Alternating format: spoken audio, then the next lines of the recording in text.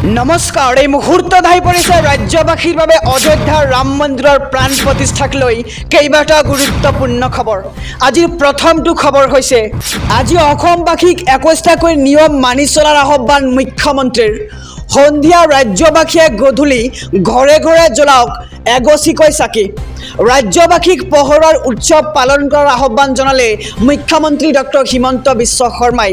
লগতে আলোকসজ্জাৰে সকলোৱে উজ্বলাই তোলক ঘৰৰ পদূলিমুখ, কিয়নো আজি অযোধ্যাৰ ৰাম মন্দিৰৰ প্ৰাণ প্ৰতিষ্ঠা কৰা হ'ব কিছু সময়ৰ পিছতেই। আৰু প্ৰাণ প্ৰতিষ্ঠাৰ পিছত নামঘৰত আইমাত্ৰে অনুষ্ঠিত কৰক নাম প্ৰসংগ।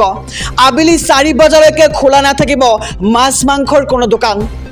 আৰু লগতে ৰেষ্টুৰাঁসমূহত বিক্ৰী কৰিব নোৱাৰিব মাছ মাংস।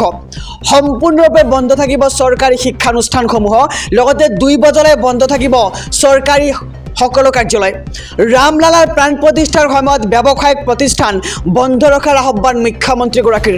লগতে ব্যক্তিগত প্ৰতিষ্ঠানৰ প্ৰাণ প্ৰতিষ্ঠাৰ সময়খিনিত বন্ধ ৰখাৰ আহ্বান জনাইছে ৰাজ্যৰ মুখ্যমন্ত্ৰী ডক্টৰ হিমন্ত বিশ্ব শৰ্মাই। আৰু আজি দিনজোৰাকৈ বন্ধ থাকিব সুৰাৰ বিপণীসমূহ।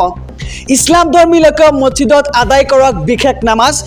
আৰু মুখ্যমন্ত্ৰী হিমন্ত বিশ্ব শৰ্মাই আহ্বান কৰিছে খ্ৰীষ্টানসকলে গীৰ্জাঘৰত কৰক প্ৰাৰ্থনা। আৰু স্পৰ্শকাতৰ এলেকাত নজৰ দিব লাগিব জিলা আয়ুক্তই।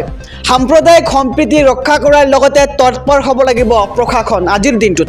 আৰু আজি অসমবাসীক 21টাকৈ নিয়ম মানি চলাৰ আহ্বান মুখ্যমন্ত্ৰীগৰাকীৰ।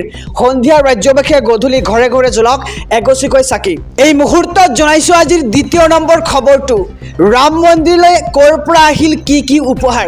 যিহেতু আজি অযোধ্যাৰ ৰাম মন্দিৰৰ প্ৰাণ প্ৰতিষ্ঠা কৰা হ'ব আৰু দেশৰ বিভিন্ন প্ৰান্তৰ পৰা অযোধ্যালৈ আহিছে নানান উপহাৰ। আৰু কোন দেশৰ পৰা কি উপহাৰ আহিছে আহক সবিশেষ জানি লওঁ। গুজৰাটৰ বৰোদাৰ পৰা অনা হৈছে 180 ফুট দৈৰ্ঘ্যৰ ধূপকাঠি। এই বিশাল ধূপকাঠিৰ ওজন 3610 কিলোগ্ৰাম। আৰু শ্ৰীকৃষ্ণৰ জন্মভূমি মথুৰাৰ পৰা আহিছে 200 কেজি ওজনৰ এটা লাড়ু। আৰু আগ্ৰাৰ পৰা আহিছে 96 বিধ বিশেষ মিঠাই। উপহাৰ স্বৰূপে আহিছে অষ্টধাতুৰে নিৰ্মিত 2400 কেজিৰ এটা ঘণ্টা।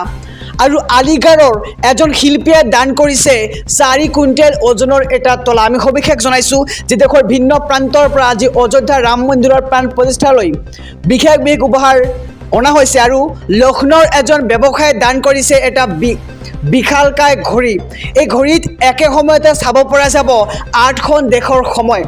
গুজৰাটৰ পৰা উপহাৰ ৰূপে আহিছে বিশালকায় বাদ্য নাগাৰু। আৰু চুৰাটৰ এজন ব্যৱসায়ীয়ে দান কৰিছে 5000 আমেৰিকান ডায়মণ্ডেৰে তৈয়াৰী হাৰ। বৰাদৰ পৰা অনা হৈছে 1100 কেজি ওজনৰ এটি বিশেষ চাকি।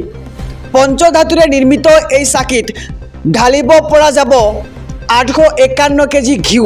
আৰু মধ্যপ্ৰদেশে প্ৰেৰণ কৰিছে 10,000 বেগেনভেলিয়া ফুল। তেলেংগানাৰ পৰা আহিছে ৰামৰ বাবে এযোৰ সোণৰ পাদুকা।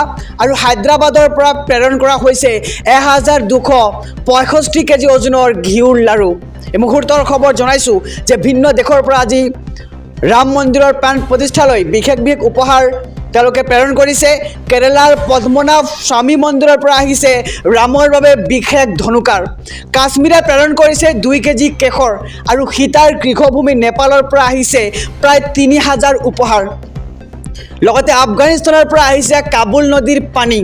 দেশৰ ভিন্ন প্ৰান্তৰ পৰা অযোধ্যালৈ আজি দিনটোত আহিছে নানান উপহাৰ। আমি সবিশেষ জনাইছোঁ।